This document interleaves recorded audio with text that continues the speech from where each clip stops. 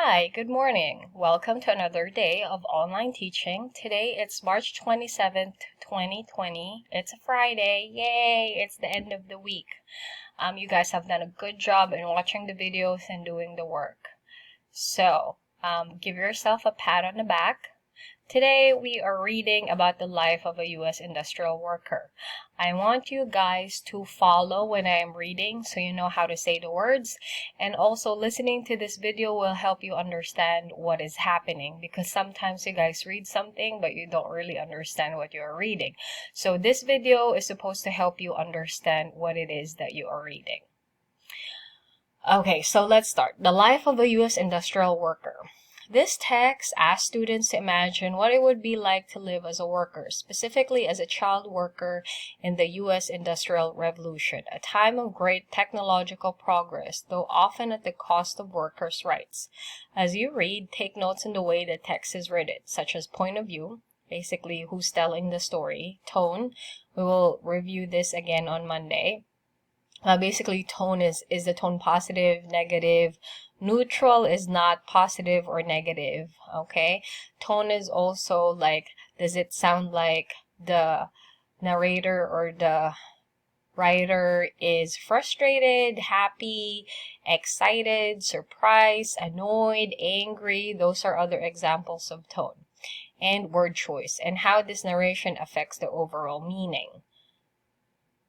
Okay, so let's start. Imagine you're 10 years old. How do you spend your day? Playing, watching TV, going to school? Now imagine you're 10 years old after the Industrial Revolution in the late 1800s, with factories booming, which means like it's growing at a really fast speed, and they're producing a lot or making a lot of things all around you. Now, how do you spend your day? A lot differently. You probably have a job.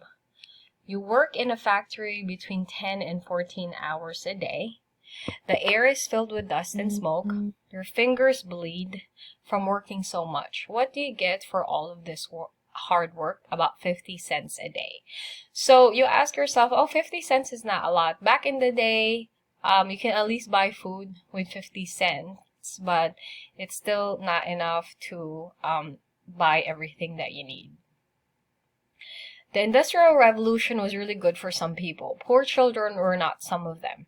A factory owner's job was to make as much stuff as quickly and cheaply as possible, and then sell it as quickly and for as much money as possible. Even though you're 10, it's your job to make things go quickly. Here, stand in this same place for 12 hours and screw tops onto as many bottles as you can. Yes, it's cold. Yes, the bottle caps hurt your hands. Yes, you're standing in a puddle with holes in your shoes. Also, you need to crawl into this giant machine when it breaks. Your boss doesn't want to hear any complaining.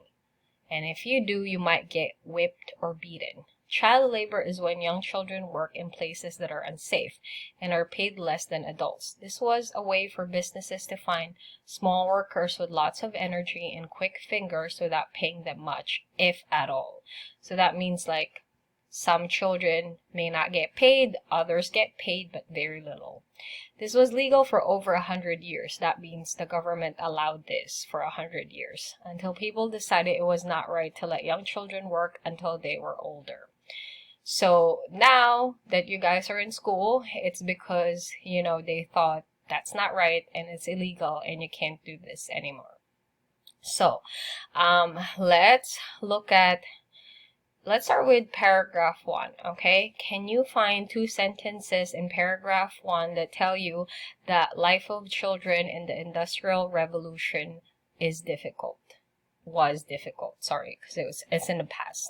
So what are the 2 sentences that you can find? I'll give you guys a couple of minutes.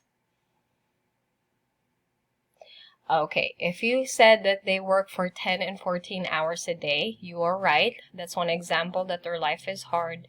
If you said that their fingers bleed from working so much, that's the second evidence that show you that their life was difficult. Now, let's go to the second paragraph. For this one, you can actually find, let's see how many you can find. let's say 3. You can find 3 evidence that the life of a child laborer or young children were difficult back in the day. So find 3 sentences that show you that. Okay, so if you said that you need to crawl into this giant machine when it breaks, that makes their life difficult because that means it's dangerous, right? If a machine breaks, that means like there are parts there that are probably unsafe for you to touch or even smell. And then you get whipped or beaten. Okay, if you do something wrong or your boss doesn't like what you're doing or you're not working fast enough. And also, they get paid less than adults. So you do all this work, but you can't even bring home a lot of money. So that makes your life really tough, okay? There's also here, you stand in the same place for 12 hours. Can you imagine not being able to sit or move for 12 hours? So that makes their life difficult. Okay, let's go to the next part. After a long tiring day, your fingers are sore and you can barely feel your feet. You walk home. It's very close, but it isn't much more comfortable than your work. In fact, it's so close that you can still taste the smoke that comes out of the factory. This is because the person who owns the factory also owns your home. Company towns were small, towns built by factory owners for families who worked at the factories to live in. It may seem nice of your boss to build a place for you and your family, but he isn't doing it for you. The houses are dirty, cold, and filled with many other families, and you pay rent to your boss to live there. Also, you have no choice. You must live there if you work at the factory. You sleep in a room with your mom, older brother, and younger sister. This means you and your family are stuck in tough or difficult low-paying jobs. Okay, so my question is, how are company towns like? Was it a positive place to live in or a negative and difficult place to live in? If you said it's a negative and difficult place to live in, you are right. Okay, so the reasons for that would be the houses are dirty and cold. There are other families there, so you can't really have your privacy or a lot of space. And then also, you have to pay your boss to live there. So it's not like you're saving money to be able to live there. A few minutes after you get home, your mom walks through the door. She works in the laundry down in the street, burning her hands with soap and breathing in bad chemicals all day. She's paid less than half of what the men earn just because she's a woman.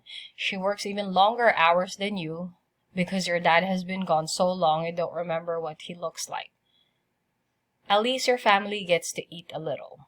Minimum wage is the lowest amount of money a boss can legally pay each employee, but this wasn't a law until over 100 years after the first factories. Too bad it hasn't come along yet to help you and your family. Before minimum wage, when you live, factory owners could pay what they wanted, and they want to pay you and your mom just enough to keep you alive. The little money you have goes to food and rent. Even though your jobs are awful, it's better than nothing. So you and your family hold on to your jobs and you struggle to stay healthy and alive. So here it's basically saying how it's unfair, right? Can you find a sentence that tells you that the working conditions are not fair? Okay, so if you say that women get paid less than what the men earn, that's unfair because women and men should be treated equally, but at that time it wasn't the case. And also there wasn't a minimum wage, meaning that your employer can pay you what they want. So they can give you as little as possible even though you've been doing a lot of work. So those are the reasons that show you that working conditions back then were very unfair. Just as you and your mother are sitting down to stale bread and thin soup, your brother bursts through the door. "We're going on strike," he cries. He holds up his hand in a fist, and you can see He's missing 3 fingers from the work accident a few months ago. So work is also not safe because you can get into an accident and lose some body parts. There's a light in his eyes, but you've never seen it before. We're going to start a union, he says. Your mom tells you that a union is a collection of workers who get together to protect their rights and demand better pay or better ways to work. Until they give us higher pay, all of the workers are going to walk out of their factories tomorrow. We will not go back to work until they give us better pay. At the thought of not working, your fingers start to tingle because if you don't work, you have nothing to eat, right? So this makes him a little bit worried. If you were a child in the Industrial Revolution, you could have worked 18-hour days in a very hard job. Business owners used child labor because they didn't have to pay them much and kids had quick fingers. Women were not much better off, being paid much less than men. Before minimum wage came along, giving families enough to feed and house themselves, people often lived in communal homes, which were dirty and cold and might have many families living in them. The only thing workers could do was strike and make unions, working as a group for better pay and better treatment. Tomorrow you get to walk out of your job with everyone else in order to ask your boss for better pay. What will your boss do? So basically, this story is just telling you how difficult life of industrial workers had it back then, how they were being treated unfairly, and this was also the time when unions were created to make sure that employees have better working conditions and they can get better pay. So let's look at the questions that you guys have to answer. For number 1, which of the following best describes the relationship between the employers and the workers in the text? A, the relationship became more equal and fair with the introduction of better technology. B, employers often took advantage of workers' labor, pay, and living conditions to benefit their business. C, some, though not all employers, provide their employees with nearby housing at affordable rates. Affordable means you can pay it.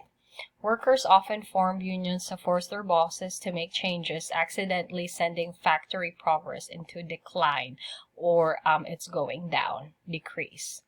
Part A, which of the following best explains how the narrator's use of imagery contributes to the tone of the passage?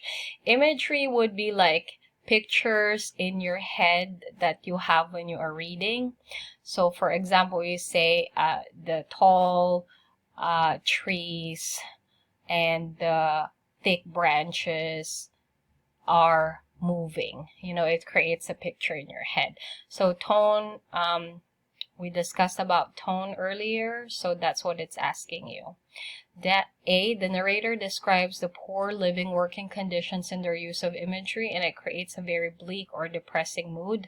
The narrator describes the pollution in the environment due to the factories, contributing to the narrator's judgmental or scolding tone. Scolding tone is when your parents, you know, like you do something bad and they, you know, get angry and say, don't do that. And they say all those other things after that that are negative. That's a scolding tone.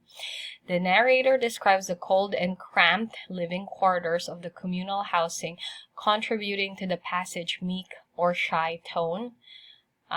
Meek, they explain as shy, but cramped is there's not a lot of space. You're like very close to each other. D, the narrator describes the terror of the factories and their looming dangerous machines, thus contributing to the scared tone of the passage. Part B, which of the following quotes best supports the answer to Part A? So go back to the story to find it. Paragraph 1, the air is filled with dust and smoke, your fingers bleed from working so much. So basically Part B is the answer you choose here, you have to find the evidence or the quote that supports your answer here. So that's what you have to do. So we read paragraph 1. Paragraph 3, in fact, it's so close that you can still taste the smoke that comes out of the factory. C, the houses are dirty, cold, and filled with many other families, and you pay rent to your boss to live there.